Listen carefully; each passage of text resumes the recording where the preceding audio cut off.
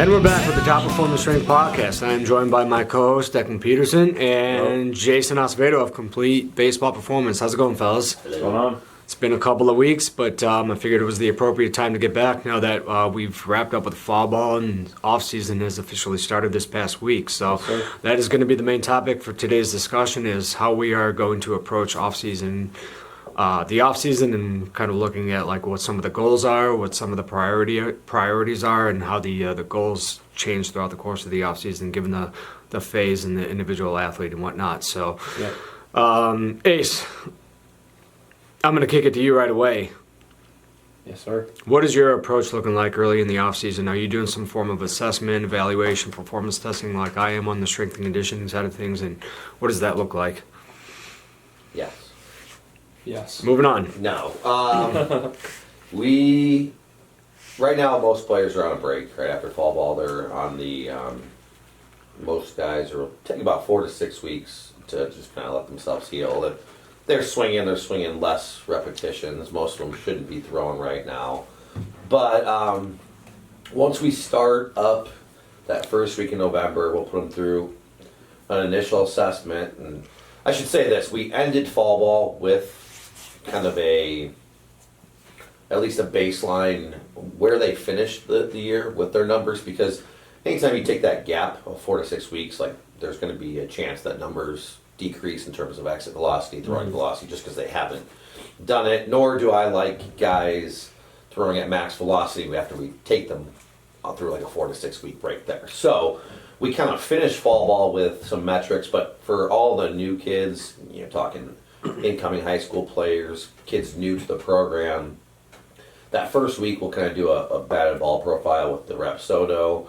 Every once in a while, if we're really unsure of a hitter, we'll put the blast on as well, blast motion, just to see how things are moving, and then they all go through like a video sequence where we tape them hitting, tape them throwing from the main position that they want to get their throwing programs written from. So if they're a shortstop, obviously we'd create a program for middle infielders, right? Not going to give them the same program as a pitcher. So that's usually that first week in November.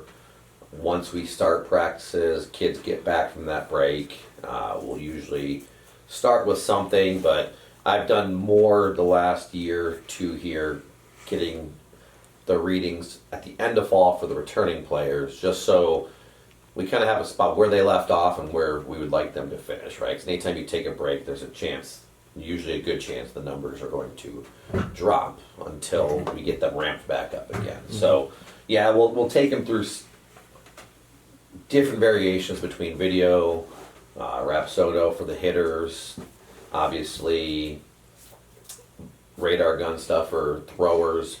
Usually with the throwing, though, we'll wait about 3 to 4 weeks until we can let them ramp up before we take like a real initial, unless it's a kid who's been throwing regularly, which, like I said, at that young age where they're incoming, some of them don't know any better yet whether they should shut down or not. So for most kids, we'll usually take a baseline throwing in December after we let them kind of ramp up their arms, get their arms back in shape a little bit again. Yeah. Now, with that, you're going to be doing some kind of like biomechanical analysis when it comes to hitting and throwing, in terms of like video or any of like kind of high tech that you may have, and breaking down mechanical flaws with guys. But from what we have available, yes. I mean, video for sure, 100%. Via the track program that we do after throwing, we can do some slow motion breakdown where they basically put like, you guys might have seen like the stick figure on the person's body, and it can determine certain things for throwing, like when their arm's at maximum external rotation, where's their arm at foot plant, things like that. So for some of the more advanced throwers, we'll put them through that. A lot of times with the younger throwers, they have so many pattern issues that are usually caused by poor teachings in the past, like stuff that I was taught growing up, you know, been there. Stick your arm out, ball to the wall, like fingers to the sky. And there's just a lot of stuff that, you know, kids were taught improperly, and you know, a lot of times at early age, you don't necessarily need. I'm not saying you don't need to put them through this whole in-depth biomechanic like breakdown, but there's definitely some low-hanging fruit that we can hit first, right? And I think we've talked in the past about some of the high-tech stuff that's out there in terms of force plates and KVAS, and those are incredible tools, but for certain kids who, you know, can't throw a ball the right way, or kids who have like just plain to see with the naked eye issues, those are kind of the low-hanging fruit that you can hit first, you know, and that's where I think sometimes some of the technology stuff, it's incredibly important for your advanced level athletes. You see the drive lines in the world where guys will come in being college pitchers throwing a certain amount already, and then they'll help them get that extra 3 or 4 miles an hour with some of the, you know, they'll do the marker biomechanic systems, and they're, you know, breaking stuff down. And I think there's definitely a place for it, and I'm definitely probably going to use that with some of our older like juniors and seniors to see if we can try to unlock a few more miles an hour, whether it's throwing or hitting. But like I said, a lot of times at that young age of 15, there's so many things that you can hit first, just Right. that are low-hanging fruit that are going to help them get better. Yeah. Yeah, I would agree 100%. And it's definitely the same thing from my standpoint when it comes to measuring certain key performance indicators, and like using the Proteus as an example, which we just got installed this past week, and unfortunately already having some technical breakdowns, but getting that fixed this upcoming week. It's you know, just to give some people some insight into that, the Proteus is 3-dimensional resistance. The best way I could describe it, it's kind of like a rotational force plate. So it just gives us the ability to train more from a movement variability standpoint, because we're limited when it comes to rotational power development. Obviously, med balls are great for that when it comes to training patterning and developing power, but this really allows us to break down weaknesses and deficiencies when it comes to power and or acceleration, and determine the right path for the athlete. So that's that's the biggest thing in terms of why we do our kind of evaluations, is determining the right path, because everything is, you know, every athlete is 100% unique in their own way and their body type, and individualization is probably one of the biggest things we do as far as I think differentiating ourselves from the masses. So with that, like what are like some of the lowest hanging fruits that you see? I know from my standpoint, it's definitely cleaning up poor movement or movement flaws or mechanical flaws. So I would imagine it's very similar Yeah. with you. Yes. With respect to hitting and throwing, I'm sure there's some things that you can clean up immediately and see an immediate impact on those things. Yeah, there's a lot, and that's why, like, from the hitting side of it, like you said, I understand the need for some of that high tech stuff when you're talking force plates, things like that. When you're discussing older players who you know, hit the ball 100 and something already, and you're trying to help them unlock just a little bit extra, whether it's better contact, whether it's better exit velocity.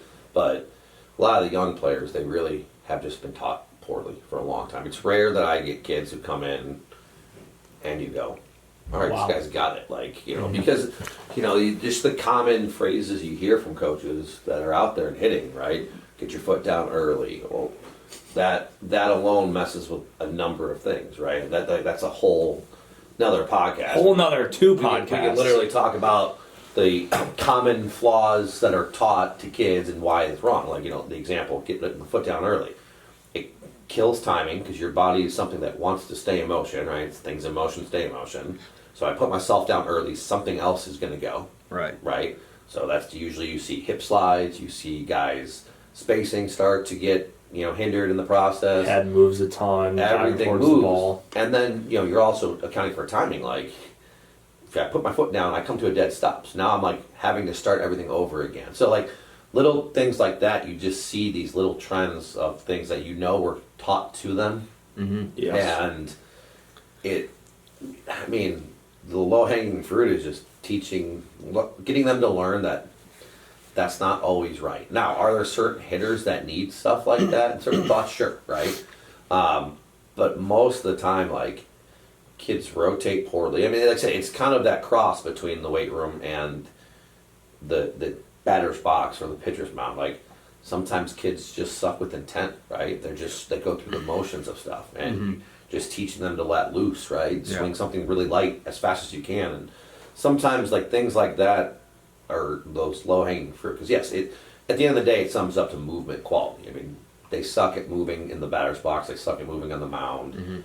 Their arm moves like crap because they were doing wrist flicks and elbow pushes for years. I mean, it's some of the stuff that coaches were taught when they were younger, and not putting in any extra research or any time into learning what would be considered more efficient movement patterns now. And so that's where a lot of kids just struggle. And like I said, it's the batted ball profile is cool. Like I said, it's great to have the Rapsodo information in terms of the exit velocity and kind of see their average launch or average spin. Sometimes that helps, like seeing if a kid's over spinning stuff, right? We can figure out, is he cutting it? Is he coming up zone too early? So that's stuff that is nice to see. So if I see someone putting extra backspin on a ball, I can see the way the ball comes off the bat. But to have the actual numbers, that definitely helps as well to determine, is a kid just missing under it, or is he actually cutting it? You usually see that by the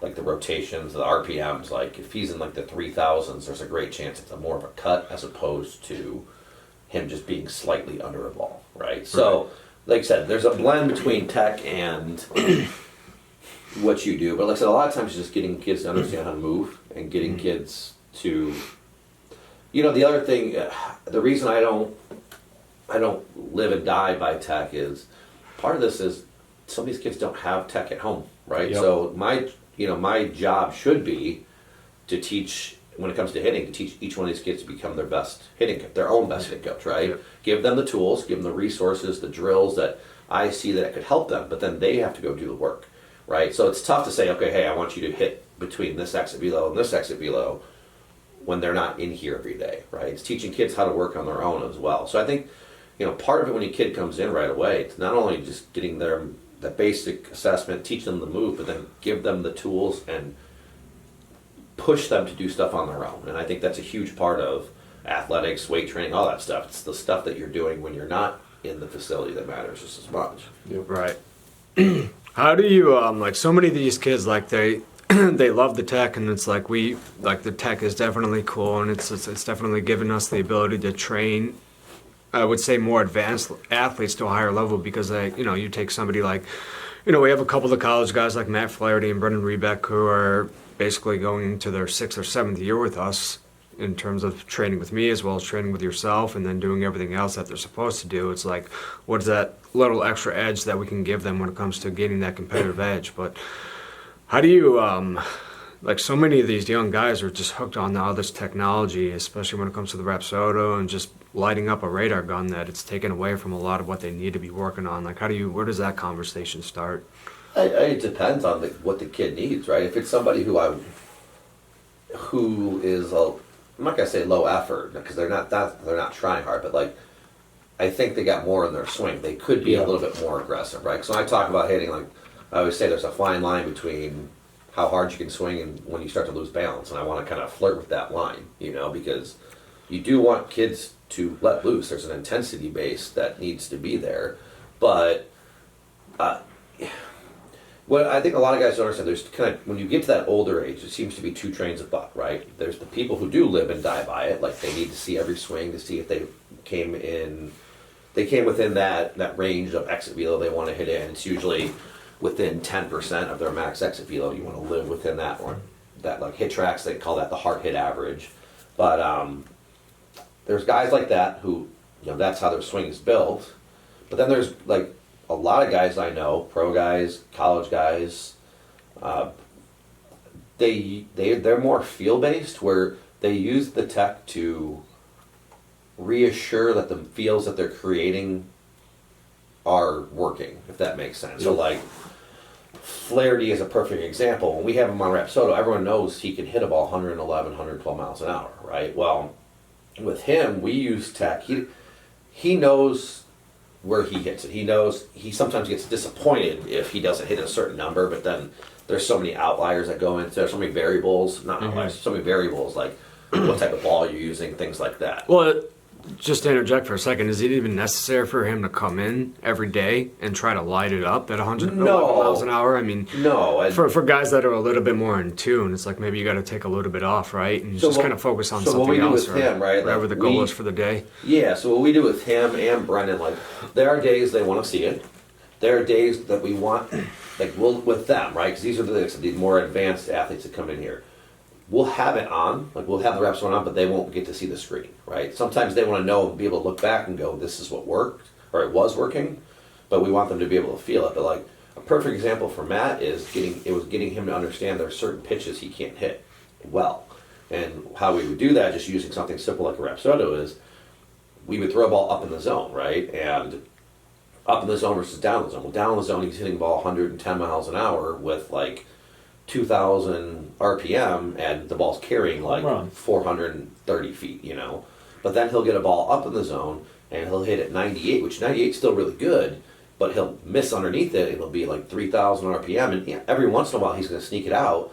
But those are the ones that you would see in a game that kind of just float up there, and they're the deep flyouts to the wall. Well, for most kids, a 370-foot flyout to the wall is a pretty good thing. For a kid like that, that's an out for him. Like, he's got the capability to hit a ball 450 feet plus, right? So for him, using that technology is not necessarily to show him he needs to hit the ball hard. He already does that, right? It's to make sure that the feels he's creating are leading to the same result, right? Because something might help him feel like he's on time better, right?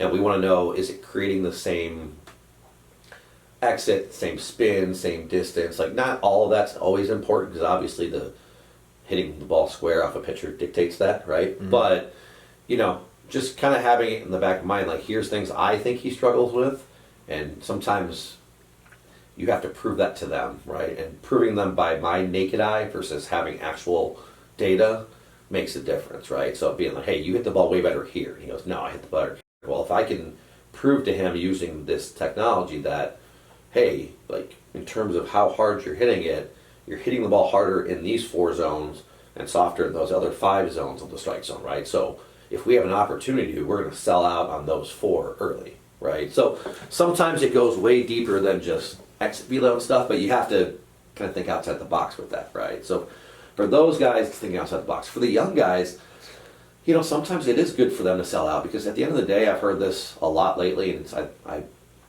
hold it true. Like, 100 is the new 90 when it comes to like Acevedo, right? 1,000,000%. I don't know many college kids at high levels, or even power hitting guys at even at like a Division III, that aren't towing with that 100-mile-an-hour line. At least 95, but closer to 100. Yes. Yeah. So, and every pro guy, I mean, that I've Is ever a worked triple with digit. is a triple digit, right? Even your guys who you wouldn't consider like high powered. I mean, like, Yeah. Brennan, you know, is what you consider a speed guy, and I've seen him hit the ball 100, 203. Yeah. Right. So here's a guy who's a prototypical leadoff hitter, get on base, steal bases, and he can hit a ball 100, 203.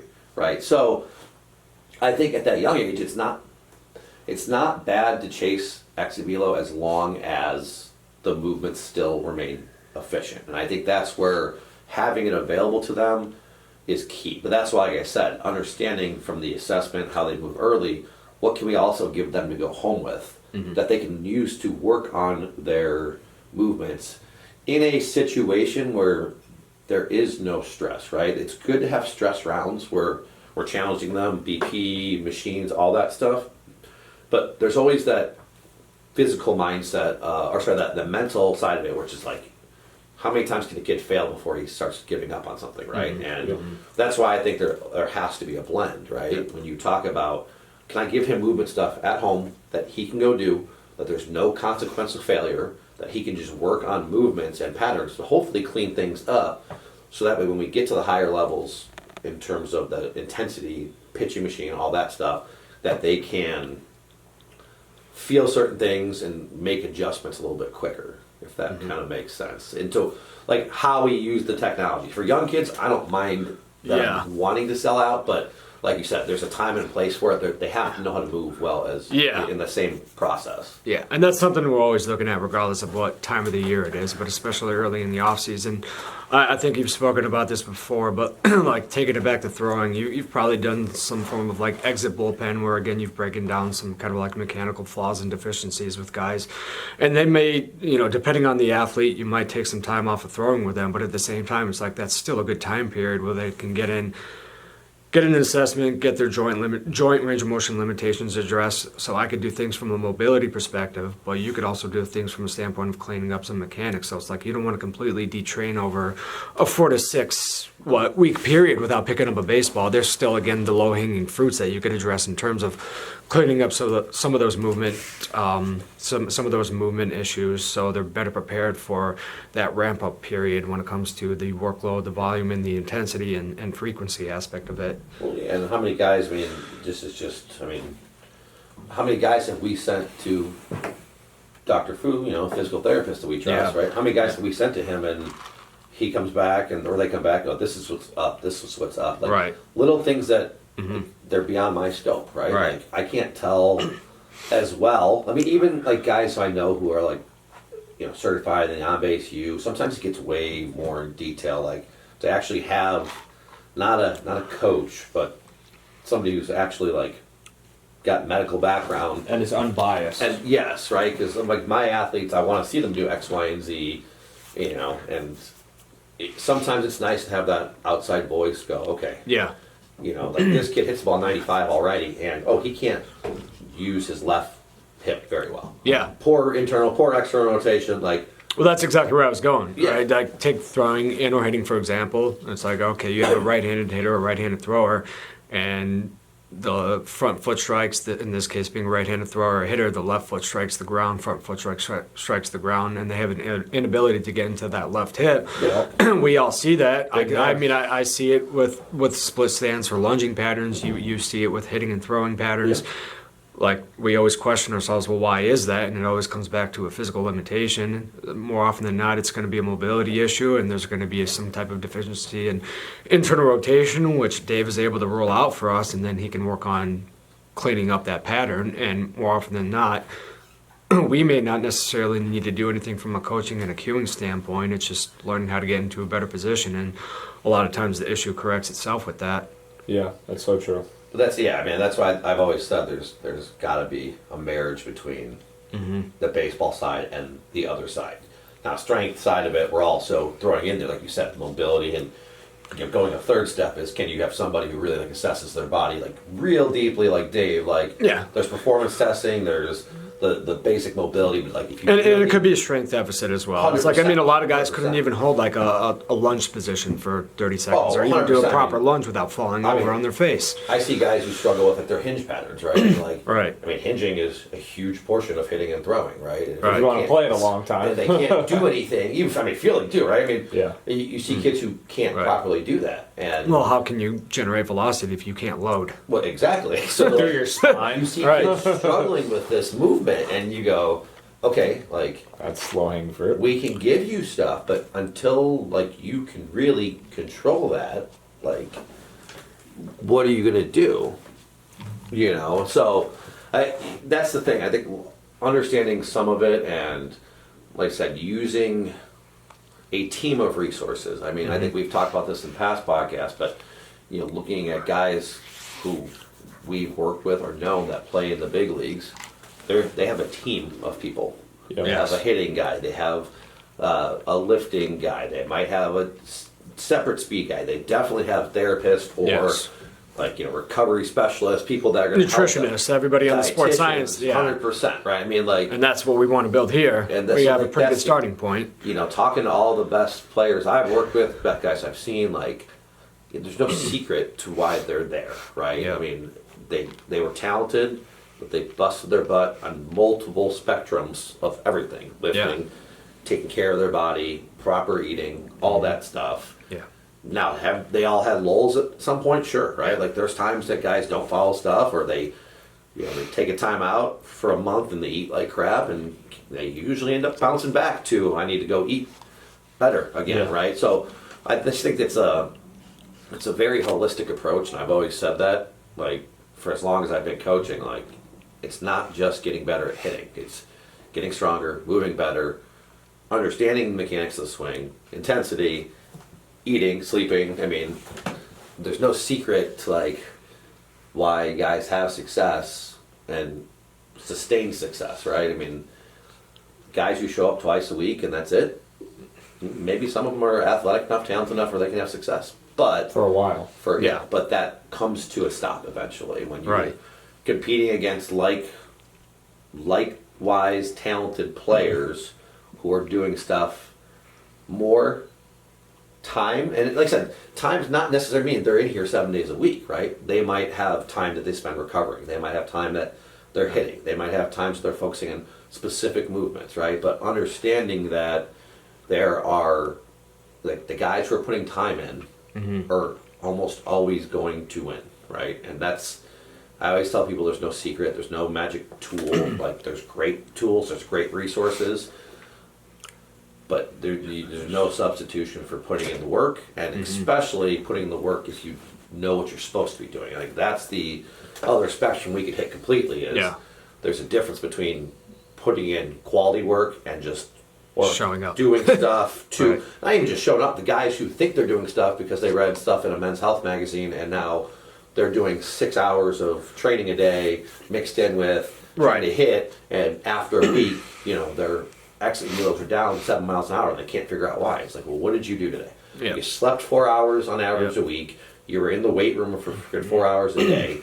You ate pizza and all, like, it's common sense. Just had this conversation with one of our guys. I'm not going to mention him on air a couple of days ago, but I mean, I know you're both going to laugh at this because you know who exactly I'm talking about. And this is a kid that started working with me a couple of years ago, went to play for a different program, and I was just asking him the other day, and I wasn't asking him. He had mentioned, like, you know, the amount of injuries that he had this last year, in the off season last year, with his hip and his lower back and his knee, and I was like, well, I pretty much already knew the answer to this question, but it's like, well, what were you doing over the last year and a half or 2 years since you've worked with me? And I knew exactly what he was doing. He was following more of a bodybuilder type approach, 6 to 7 days a week. And granted, he is working extremely hard, but at the same time, it's like he's not working smart to Or prepare himself for the specific demands, or optimally, for the specific demands of a baseball player. And it's like, it's no wonder your mobility is so limited and you can barely rotate, and now your lower back is getting chewed up because you can't get the rotation from the proper joint areas in your body. You're getting it from your lower back, and it's like, well, now we need to go get this checked out because the injuries you're experiencing, the pain you're experiencing is limiting what you could do in the weight room, and it's going to take time away from what you can do. Yeah. So now we need to go get it checked out by somebody like Dave or a physical therapist to get on the right path again. Yeah, I mean, you know, I always tell people this from just to kind of get them to relate. Like, that's why my career ended for that reason. Yeah, I'm sitting here in back pain, excruciating back pain. I could hit with the best of them, but I Right. freaking had 2 herniated discs in my back, popped a hernia, like, because I spent so long in my career compensating. I didn't know better, and of course, unfortunately, No pain, no the gain. people I met who do know better, I didn't meet them till it was far too late. Far Right, too it was late. after my college career, like blending into like my very short-lived, injury-filled pro career, where I, you know, played a month and then freaking couldn't move. I mean, like, let's be real. Yeah. So, but it was years and years of compensating, lifting heavy shit, thinking I'm like, Yep. it was cool to see in the weight room. I bet I'm stronger than this dude, but My spine hurts. everything hurt, right? And Yeah. then it didn't hit me until it all hit one day, and it just Right. all of a sudden, pain down the leg, pain in the lower back, and all this stuff hit. So like, all the kids think they're invincible, and I tell people this for a reason, right? It's a part of my job as a coach is to help them succeed, be better than me. Well, part of that is getting them to do the things that help them do the things that work for me, but I think more so teach them the things that I did to screw up, right? Yep. And get them to avoid that. And Yep. you know, your ultimate job as a coach is to get all these players better than you ever were. Yep. And I feel like I've succeeded with quite a few guys doing that, but it's, you know, a lot of it is getting them to understand, like, you can't do this certain things, and you know, the compensation stuff, all that. It's just, Yeah. like I said, there's so many things that kids do inefficiently, and there's a ton of low-hanging fruit, but it's part of it too is getting kids to buy in, Yep. right? And that's the hardest part of Yep. it is because they see Right. Twitter, they see Yes. TikTok and all this stuff, Yeah. and everyone's, you know, I mean, let's be real. How many times we see the box jumps at 72 inches? People are, I mean, it's not to say it's not cool, and those guys aren't explosive, but it's just, is there better Is it stuff necessary? for this person at this moment in time? And I was just going to mention too, it's like the earlier we get them, the better. So it's like kind of flipping the coin there, talking about this one athlete who we've had since he was a sophomore. But then you look at somebody like Flaherty and Rebeck, who we've both had since they were sophomores in high school. So again, going on with our 6th or 7th off season with these guys, when they come back home for the winter time, it's like they've already had a pretty strong foundation developed. So it's like there's, not to say that they're advanced, but they're definitely past kind of in between that intermediate and advanced level, where like they've developed those general qualities. Like, how do we get more specific with them in this time period? Like, I can tell you somebody like Matt has kind of reached that point where it's like, well, you know, how strong is too strong in the weight room, where there's a point of diminishing returns and it's potentially taken away from other performance metrics like speed and acceleration and power. So it's like that's where I need to shift gears with him without getting into too much detail. But like, where do you go with somebody like that who probably needs more of a advanced or specific approach? Oh, guys like that, I mean, it's a lot of times when kids get older, I ask them what they want. You know what I mean? And what I mean by that is, if we've done things right and they're at that advanced level, like, they should know how their swing feels, they should know how things like that, you know, all that stuff works. So, I mean, a lot of times it's, okay, hey, what's working for you, what's not working, and we kind of build around that, right? Like I said, that's where having some of this advanced level technology would be great, right? And I'm sure Proteus will help with that substantially with Sure.